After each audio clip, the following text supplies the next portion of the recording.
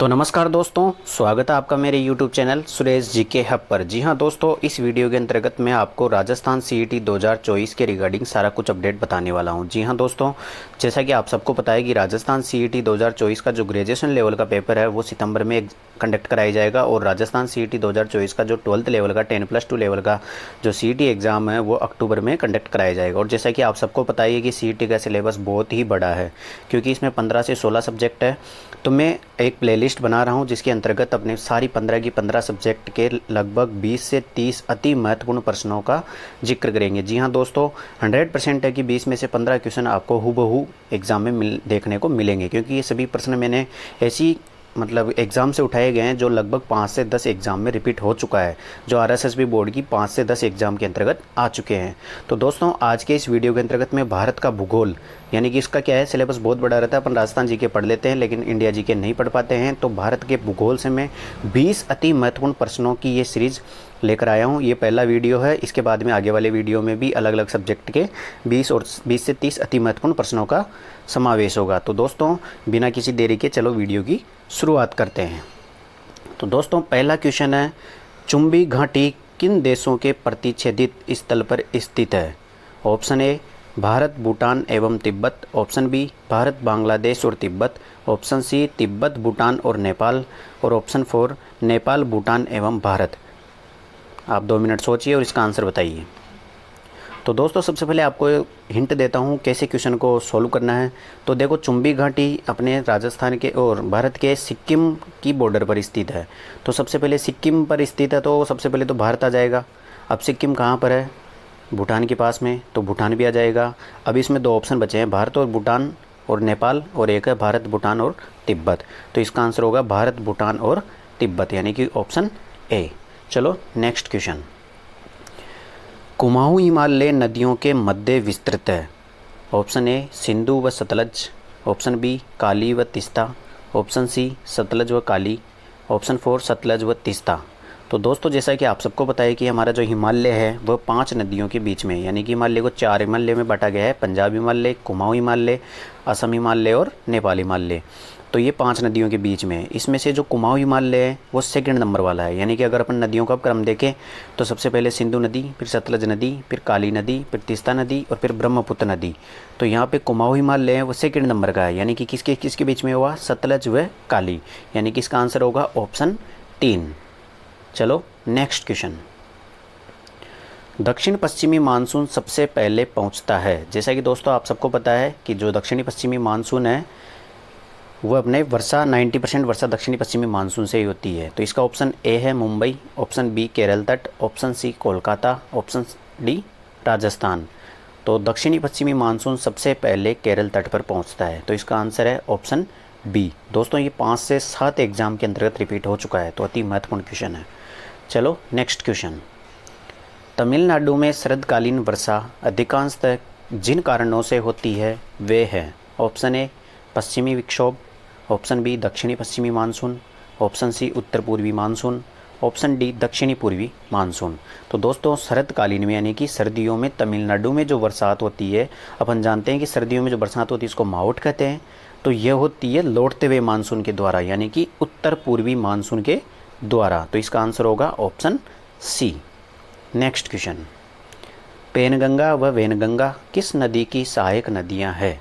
तो दोस्तों, सबसे पहले कन्फ्यूजन यही होता है कि गंगा छुपा हुआ तो गंगा नदी की होगी, लेकिन नहीं।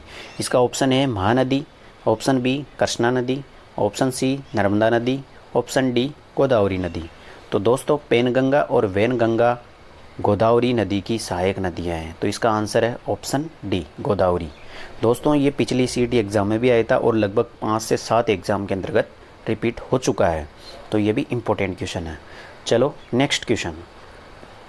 निम्नलिखित झीलों में से कौन सी झील क्रेटर झील का उदाहरण है? Option A Nainital, option B Lonar झील, ऑप्शन सी सो मोरिरी झील, ऑप्शन डी अष्टामुड़ी झील।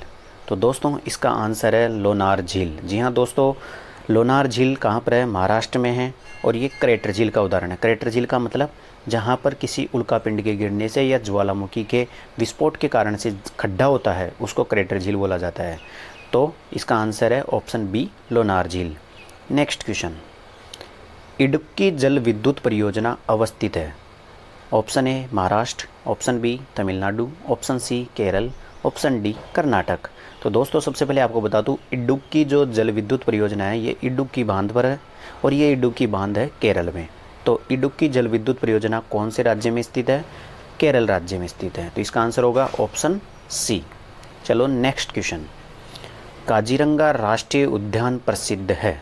ऑप्शन ए साइबेरियाई सारस के लिए, ऑप्शन बी एक सींग वाले भारतीय गेंडों के लिए, ऑप्शन सी हिम चीता के लिए, ऑप्शन डी मगरमच्छ के लिए। तो दोस्तों सबसे पहले काजीरंगा राष्ट्रीय उद्यान है असम के अंतर्गत और ये प्रसिद्ध है एक सींग वाले भारतीय गेंडों के लिए। जी हाँ दोस्तों, ये एक सींग वाले जो गेंडे हैं पूरे विश्व में केवल भारत में ही मिलते हैं और ये सबसे ज़्यादा मिलते हैं भारत के काजीरंगा राष्ट्रीय उद्यान के अंतर्गत। तो इस क्वेश्चन का आंसर होगा ऑप्शन बी, एक सींग वाले भारतीय गेंडों के लिए। चलो नेक्स्ट क्वेश्चन, रानीपुर वन्य जीव अभयारण्य को टाइगर रिजर्व घोषित किया गया है, यानी कि जो रानीपुर वन्य जीव अभयारण्य है ये कौन से राज्य में स्थित है जो इसको टाइगर रिजर्व घोषित किया गया है? Option A Bihar, option B Uttar Pradesh, option C Jharkhand, option D Odisha. तो दोस्तों रानीपुर वन्य जीव अभयारण्य यूपी में स्थित है। तो इसका आंसर होगा ऑप्शन बी। ये पिछले सीईटी एग्जाम में भी रिपीट हुआ था, मतलब पहले एग्जाम में आ चुका था और सीईटी में भी रिपीट हुआ था, अब वापस रिपीट होने के फुल चांसेस है।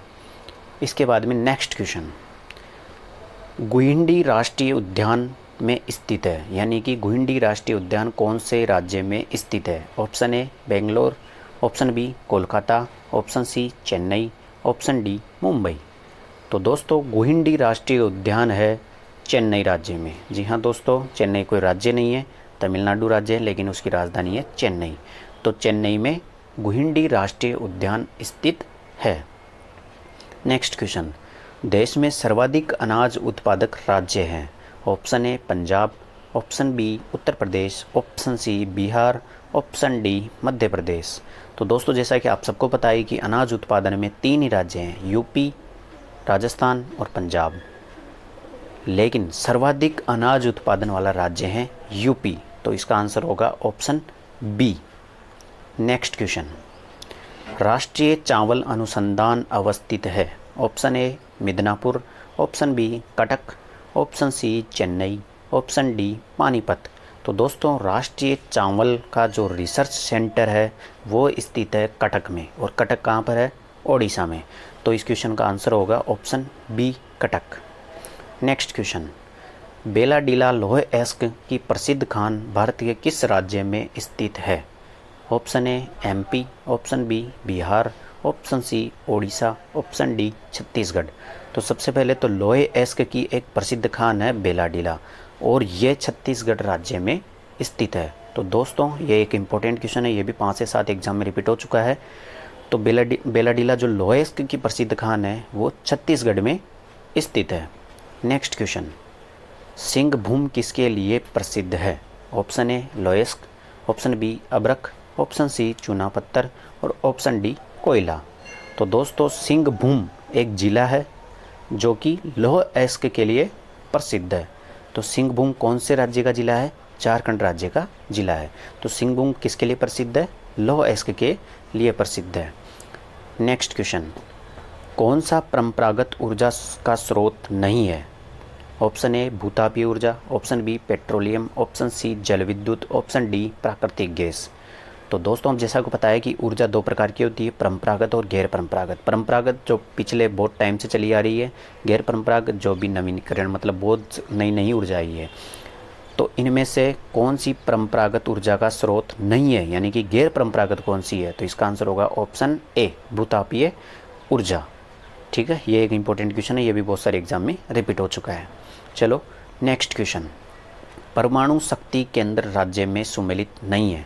केगा कर्नाटक, नरोरा उत्तर प्रदेश, काकरापार महाराष्ट्र, कलपक्कम तमिलनाडु। तो दोस्तों जो परमाणु शक्ति केंद्र है उसको मिलान करना है भाई, कौन से राज्य में स्थित नहीं है। तो ऑप्शन है केगा कर्नाटक सही है, नरोरा यूपी में सही है, कलपक्कम तमिलनाडु में सही है, काकरापार गलत है, गुजरात में आएगा। क्योंकि जैसे कि काकरापार सबको याद रहता है, क्योंकि तारक मेहता के अंतर्गत दया बोलती है काकरिया तालाब। तो काकरापार जो परमाणु शक्ति केंद्र है वो गुजरात में स्थित है। तो इसका आंसर होगा ऑप्शन सी।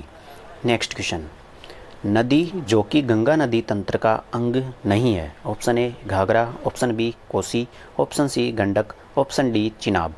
तो कौन सी नदी है जो गंगा नदी तंत्र का अंग नहीं है, मतलब इसकी गंगा नदी की सहायक नदी नहीं है। तो इसका आंसर होगा ऑप्शन डी चिनाब नदी, क्योंकि चिनाब नदी किसकी सहायक नदी है? सिंधु नदी की। चलो नेक्स्ट क्वेश्चन।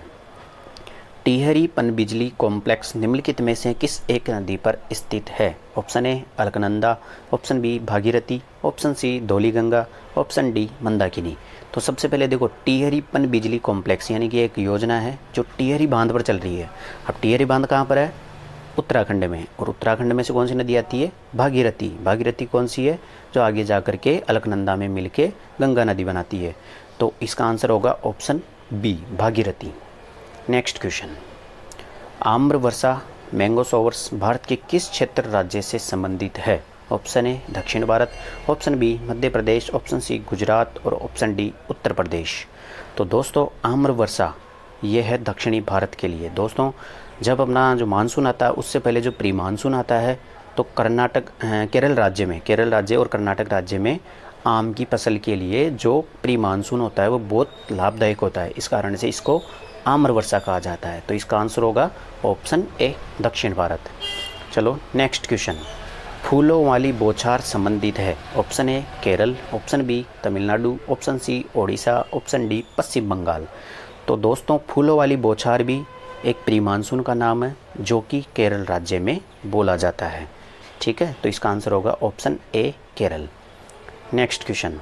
तो दोस्तों ये अपने लगभग 20 से 25 अति महत्वपूर्ण क्वेश्चन का सिलसिला था वो समाप्त होता है। तो इस वीडियो के अंतर्गत मैंने आपको भारत के भूगोल के जो सीटी एग्ज़ाम के लिए 20 अति महत्वपूर्ण प्रश्न थे वो मैंने बताए हैं। अब आने वाली जो नेक्स्ट वीडियो होगी उसके अंतर्गत मैं राजस्थान के भूगोल के अति महत्वपूर्ण 20 से 30 क्वेश्चन लेकर आने वाला हूँ।